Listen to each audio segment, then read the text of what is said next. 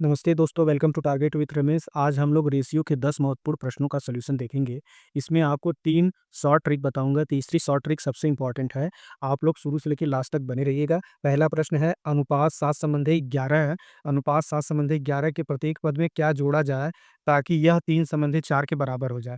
यानी अनुपात दे दिया गया आपको 7 संबंधी 11, इसकी प्रत्येक पद में क्या जोड़ा जाए कि यह 3 संबंधी 4 के बराबर हो जाए। 3 अनुपात 4 के बराबर हो जाए। ऐसे प्रश्न को लगाने का सबसे आसान तरीका है कि इन दोनों का क्रॉस करा दीजिए। इन दोनों का क्रॉस कराएँगे, 7 चौक 28, 11 तियाँ 33, यानी कि 28 माइनस 33। 28 में से अगर 33 घटाएँगे, बड़े में से छोटे को घटाते हैं, छोटे-बड़े का अंतर न माइनस चिन्ह नहीं लेते हैं इसमें, आपका आंसर आ जाएगा 5। आपका आंसर आ जाएगा 5। इसे क्रॉस प्रोडक्ट मेथड बोलते हैं। आप ऐसे प्रश्नों को लगाने के लिए हमेशा ये ध्यान रखिएगा कि दोनों के बीच का अंतर क्या है। जैसे कि आपको पहला दिया था 7 संबंधी 11, दूसरा 3 संबंधी 4। आपको कुछ नहीं करना है, इससे इससे क्रॉस करा दीजिए। क्रॉस कराएँगे जैसे वैसे ही देखेंगे कि 7 चौक 28 हो जाएगा ये, और 11 तियाँ 33 हो जाएगा। इन दोनों के बीच का अंतर 5, यही आप 5 जोड़ सकते हैं ताकि ये आपकी संख्या एक-दूसरे के बराबर हो जाए। चलिए अगला प्रश्न देखते हैं। आपको पहले दिया क्या है, पहला अनुपात दे दिया है 4 संबंधी 7। पहला अनुपात जो है ये 4 संबंधी 7 है। उसके बाद दूसरा अनुपात दे दिया है 3 संबंधी 5। कह रहा है इसके प्रत्येक पद में 4 बढ़ाया जाए, यानी इसमें भी 4 बढ़ेगा, तो इसमें भी 4 बढ़ेगा, तो इसमें भी 4 बढ़ेगा। इसका इससे क्रॉस करा दीजिए, इसका इससे क्रॉस कराइए, इसका इससे। देखिए 4 में 5 से गुणा करेंगे तो ये 20 मिलेगा आपको। यहाँ पर 7 में 3 का गुणा करेंगे तो 21 मिलेगा। इन दोनों को माइनस कर दीजिए और इधर देखिए, 4 में 3 का गुणा करेंगे 12, 5 में 4 का गुणा करेंगे 20, तो माइनस इधर 12, इधर हो जाएगा आपका 20, इन दोनों का अंतर। अब देखिए, क्या दिख रहा है आपको, इन दोनों का अंतर 1 आ रहा है और इसका अंतर आ रहा है 8। तो 1 यूनिट का मान आपका आ गया 8। आपको पता क्या करना है? आपको पता करना है सबसे बड़ी संख्या यानी कि 7 यूनिट का मान। तो आप कहेंगे 7 यूनिट का मान क्या होगा? तो 8 गुणे 7, 8 गुणे 7 बराबर 56। तो 7 यूनिट का मान कितना आएगा? 56। Option B is the right answer. इसका ऑप्शन बी सही है। ऐसे प्रश्नों को लगाने के लिए कुछ बेसिक चीज़ें आपको समझा देते हैं कि ऐसे प्रश्न को बेसिक से कैसे लगाते हैं। इसमें क्या-क्या वेरिएंट आपको मिलेंगे। जैसे मान लीजिए एक संख्या है 3 संबंधित 2, एक संख्या है 5 संबंधित 3। ये कह दिया जाए अगर प्रत्येक पद में 4 बढ़ा दिया जाए या प्रत्येक पद में 4 घटा दिया जाए, तो इसका मतलब है कि उस पर कोई फ़र्क नहीं पड़ेगा। इसका इससे क्रॉस करा दीजिएगा, इसका इससे। तो ये देखिए 3 त्रिक 9 हो जाएगा, ये 5 दूनी के 10 हो जाएगा। इन दोनों के बीच का अंतर, इधर 5 चौक के 20, 4 तीन 12, यहाँ पर ये 20 हो जाएगा, यहाँ पर ये 12 हो जाएगा। इनके बीच का अंतर देखिए 1, इनके बीच का अंतर 8। अगर इनमें से संख्या पूछी जाए तो 3 यूनिट का मान आप निकालेंगे। 3 यूनिट का मान हो जाएगा 8 गुणे 3 बराबर 24। अगर आपसे 2 यूनिट का मान पूछा जाएगा तो आप लिखेंगे 8 गुणे 3 बराबर 21। तो संख्याएँ आपकी 24 और 21 हो गई, ऐसा प्रश्न बन सकता है। इसमें अगर यही माइनस और प्लस दोनों एक साथ दे दे, तो ये वाला डाटा जहाँ यहाँ माइनस हो रहा है, यहाँ पर प्लस हो जाएगा। जैसे आप सपोज़ करिए यही डाटा है 3 संबंधित 2 और यहाँ पर आपको दे दिया गया है 5 संबंधित 3। यदि प्रत्येक संख्या में 4 घटा ए एक संख्या में 4 बढ़ाया जाता है, दूसरी संख्या में 4 घटाया जाता है, तो ये बड़ी और छोटी संख्या का अंतर बताइए। ऐसा प्रश्न आपसे पूछ ले। ऐसे इसका क्रॉस करा दीजिए, इसका ऐसे कराएँगे। 3 तिरिक 9 हो जाएगा, 5 दूनी के 10, 9 माइनस 10 ये देखिए यहाँ पर हो जाएगा। उसके बाद इधर 4 पचे 20 और 4 तीन 12, यहाँ पे 20 आएगा और यहाँ पे 12। अब मामला ये है कि एक प्लस है, देखो एक बढ़ रहा है, दूसरा घट रहा है, तो इस केस में यहाँ पर ये प्लस हो जाएगा। आपका सीधे-सीधे 1 यूनिट का मान आ गया 20, 10, 30, 2 32। 1 यूनिट का मान 32 आ गया। इन दोनों के बीच का अंतर पूछ ले, चाहे संख्या पूछ ले, तो संख्या 2 यूनिट है, तो 32 गुणे 2 64 एक संख्या हो जाएगी। सबसे छोटी अगर सबसे बड़ी संख्या पूछ ले तो 3 होगी, 32 गुणे 3 ये आपकी बड़ी संख्या हो जाएगी, सबसे छोटी संख्या 64। ऐसे इसे निकालते हैं, ये इसे क्रॉस प्रोडक्ट मेथड बोलते हैं। तो आप देखिए सबसे पहले अनुपात क्या दिया? अनुपात दिया आपको 5 और 6। कह रहा है इसमें क्या घटाया जाए? हम कह रहे हैं x घटा देते हैं। प्रत्येक पद में से क्या घटाया जाए? तो प्रत्येक पद में से x घटा देते हैं। तो इसका जो नया अनुपात प्राप्त हो रहा है वो 17/22 प्राप्त हो रहा है। तो यह यक्स पूर्णांक में कितना होगा यही बताना है आपको। 17/22 प्राप्त हो रहा है तो यह यक्स पूर्णांक में कितना होगा यही बताना है। आसान सा प्रश्न है, आप इसका गुणा कर दीजिए। 22 पच्चे 110 माइनस 22 यक्स, 17 छक्का 102 माइनस 17 यक्स। अब देखिए 102 110 के बीच का अंतर तो 8 आ जाएगा।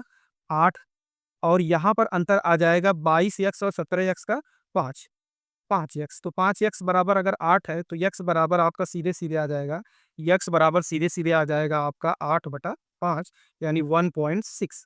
16/85 होता है तो 1.6। लेकिन आपसे पूर्णांक पूछा गया, क्या? पूर्णांक पूछा गया है, तो इसके नज़दीक पूर्णांक कौन होगा? तो इसके नज़दीक का पूर्णांक आपका 2 होगा। तो ऑप्शन सी इसका सही होगा, क्योंकि सी जो है 2 दिया गया है। ठीक? अगला प्रश्न देखते हैं। अगला प्रश्न है, दो संख्याएं 11 संबंधित 19 के अनुपात में है। यदि प्रत्येक संख्या में 7 घटा दिया जाए तो इनका नया अनुपात 5 संबंधित 9 हो जाता है। इन संख्याओं के बीच का अंतर बताइए, वास्तविक संख्या के बीच का अंतर। ठीक, तो आपका पहला अनुपात 11 संबंधित 19 दिया हुआ है, दूसरा अनुपात दे दिया है 5 संबंधित 9, और प्रत्येक संख्या से 7 घटाने के लिए बोल रहा है। तो हर संख्या से आप 7 घटा दीजिए, इसका इससे गुणा कर दीजिए, इसका इससे गुणा कर दीजिए, इसका इससे कर दीजिए। देखिए क्या निकल के आ रहा है, 11 9 99 हो जाएगा यहाँ पे, और उसके बाद 19 बचे 95 हो जाएगा। इनके बीच का अंतर इधर हो जाएगा आपका 5 सते 35, 9 सते 63, 35 माइनस 63, 5 सते 35, 9 सते 63, 5 सते 35, 9 सते 63, तो 35 और 63 के बीच का अंतर 28 आएगा, और यहाँ 99-95 का अंतर 4 आ गया, 4 यूनिट का मान आपका 28 आ गया, तो 1 यूनिट का मान आपका आ जाएगा 7। आपसे पूछ रहा है इन दोनों संख्याओं के बीच का अंतर, इन दोनों संख्याओं के बीच का अंतर 8 का है, तो 8 यूनिट का मान कितना हो जाएगा? 8 गुणे 7 यानी कि 56। 56 इज द राइट आंसर। अगला प्रश्न देखते हैं। दो संख्याएं 9 संबंधी 5 के अनुपात में हैं। यदि बड़ी संख्या में 9 जोड़ा जाता है और छोटी संख्या में 5 घटाया जाता है तो ये इनका अनुपात एक दूसरे से 3 गुना हो जाता है। संख्याएं ज्ञात कीजिए, संख्याएं ज्ञात कीजिए। आप देखिए पहला अनुपात क्या दे दिया है, 9 संबंधी 5 दिया है, पहले 9 दिया है और फिर 5 दिया है। ये कह रहे हैं कि जब 9 और 5 जोड़ा घटाया जाता है तो यह 3 गुना हो जाती हैं, तो 3 संबंधी 1 इनका दूसरा अनुपात हो गया। तब जब 9 एक बार जोड़ा जा रहा था, एक बार दूसरी संख्या में से 5 घटाया जा रहा है। बड़ी संख्या में 9 जोड़ा जा रहा है, छोटी संख्या में 5 घटाया जा रहा है। तो इनका क्रॉस प्रोडक्ट कराइए, 9 एकम 9, 5 तियाँ 15। आप इधर लिख दीजिए 9 एकम 9, 5 तियाँ 15, 15 और 9 एक दूसरे का अंतर आ गया। इधर देखिए, अब मामला यही है, 5 तियाँ 15, 9 एकम 9, यहाँ पर 15 होगा और यहाँ पे 9 होगा। देखिए एक प्लस है, दूसरा माइनस है, दोनों अपोजिट है, तो जो यहाँ माइनस हो रहा था, अब ये यहाँ पर प्लस हो जाएगा। तो आपका देखेंगे 9 6 15, 6 यूनिट आ गया, और 6 यूनिट का मान जो आ गया 15 + 5 20 4 24। 6 यूनिट का मान 24, तो 1 यूनिट का मान 4, 6 चौके 24, 1 यूनिट का मान 4। आपसे पूछ रहा है तो संख्याएं बताइए। एक संख्या 9 है आपका, तो 4 गुणे 9 बराबर 9 चौके 36। दूसरी संख्या आपकी 5 है, तो लिखेंगे 5 गुणे 4 बराबर 5 चौके 20। तो संख्याएं आपकी क्या है, 36 और 20। अगला प्रश्न है, अरुण और आहान के पास एक धनराशि है जिसका अनुपात 9 संबंधी 5 है। यदि अरुण अपने हिस्से से 12 रुपए आहान को देता है तो यह अनुपात 4 संबंधी 3 हो जाता है। अरुण के पास कितना पैसा है? अरुण के पास कितना पैसा ये बताना है। पहला अनुपात क्या है, 9 संबंधी 5 का है। ठीक? उसके बाद कह रहे हैं यह अनुपात 4 संबंधित 3 हो रहा है, कब? जब ये 12 रुपया एक दूसरे को दे रहे हैं। यानी यहाँ पर देखेंगे आप अरुण होंगे, यहाँ पर देखेंगे आप आहान होंगे। तो आहान अगर 12 रुपया प्राप्त करेगा तो ये प्लस का हो जाएगा, और ये प्राप्त करेगा तो ये देगा तो माइनस का हो जाएगा। अब इनके बीच आप क्रॉस करा दीजिए। देखिए 9 त्रिक 27 हो जाए, 4 पचे 20, यानी 27 माइनस 20 यहाँ पर हो जाएगा। 27 और 20 का अंतर 7 आ गया। इधर देखिए, इसका इससे गुणा कराइए, इसका इससे, 12 चौक 48, 12 चौबीस 12 तेईं 36। तो यहाँ पर 48 आ गया और यहाँ पे 36 आ गया। 48 36, एक देखो माइनस है, दूसरा प्लस है, तो ये दोनों आपस में जुड़ जाएंगे तो 84 हो जाएगा। 7 यूनिट का मान 84, 1 यूनिट का मान 12 आ गया। आपका 1 यूनिट का मान 12 आ गया। आपसे पूछा है कि अरुण के पास कितना, अरुण कितना है, 9 यूनिट। तो 9 यूनिट का मान निकालना आपके 12 गुणे 9 बराबर 108। 108 is the right answer. Option C is the right answer. चलिए अगला प्रश्न देखते हैं। पी और क्यू के मासिक वेतन का अनुपात 4 संबंधित 3 है। यदि पी और क्यू अपने वेतन में क्रमशः 10% और 5% की वृद्धि करे तो इनका नया वेतन क्या हो जाएगा? देखिए एक पी है और एक क्यू है। इनके वेतन का अनुपात 4 संबंधित 3 है। हम ये मान लें कि इनके पास 400 रुपये है, इनके पास 300 रुपये है। अगर ये 5% की वृद्धि कर सॉरी पहला वाला 10% की वृद्धि कर रहा है, दूसरा वाला जो है ये 5% की वृद्धि कर रहा है। तो आपको पता होना चाहिए 400 का 10% 40, 40 की वृद्धि हो जाएगा तो 440 हो जाएगा। 300 का 10% तो 30 होगा, तो 5% कितना होगा? 15, तो ये 315 हो गया। इनका ये नया अनुपात आ गया। इनको 5 से भाग कर दीजिए, 5 से 5 वाट 40, 5 वाट 40, 5 छक्के 30, 5 तीन 15, इनका नया अनुपात आ जाएगा 88 संबंधित 63। Option D is the right answer. इसका 3 कक्षाओं में छात्रों का अनुपात, अगला प्रश्न है, 3 कक्षाओं में छात्रों का अनुपात 2 संबंधित 3 संबंधित 5 है। यदि प्रत्येक कक्षा में 30 छात्र बढ़ जाते हैं, तो यह अनुपात 4 संबंधित 5 संबंधित 7 हो जाता है। वृद्धि के बाद छात्रों की संख्या बताइए। कुल छात्रों की संख्या बतानी है कब? जब वृद्धि हुई थी तब, प्रारंभिक नहीं। तो आप एक चीज़ देखिए, पहला अनुपात आपको दिया है कि 2:3:5, ये पहला अनुपात है। उसके बाद हमसे कह रहे हैं, यदि प्रत्येक में 30 बढ़ रहे हैं, तो यह अनुपात हो जा रहा है 4:5:7। पहले 2, 3, 5 था, फिर 4, 5, 7 हो जा रहा है कब? जब 30 कैंडिडेट पहले में, 30 दूसरे में, 30 तीसरे में भी बढ़ रहे हैं। ये सब में बढ़ रहे हैं, ठीक है? तो आप एक काम करिए, इसका इससे गुणा कर दीजिए, इसका इसके, इसका इससे, इसका इससे। इस वाले से हमें ज़्यादा काम नहीं है। यही ए और बी के नंबर से हम लोग निकालेंगे। ए मान लीजिए इसे बी, इसे सी, ठीक है? तो अब देखिए 5 में 2 का गुणा करेंगे तो आपको मिलेगा 10, यहाँ नीचे लिख लेते हैं 10। और इधर हम देखते हैं 4 में 3 गुणा करेंगे तो आ जाएगा 12। इन दोनों के बीच का अंतर हो गया यहाँ पे। यहाँ पर देखिए 4 3 12 120, 5 3 15 130।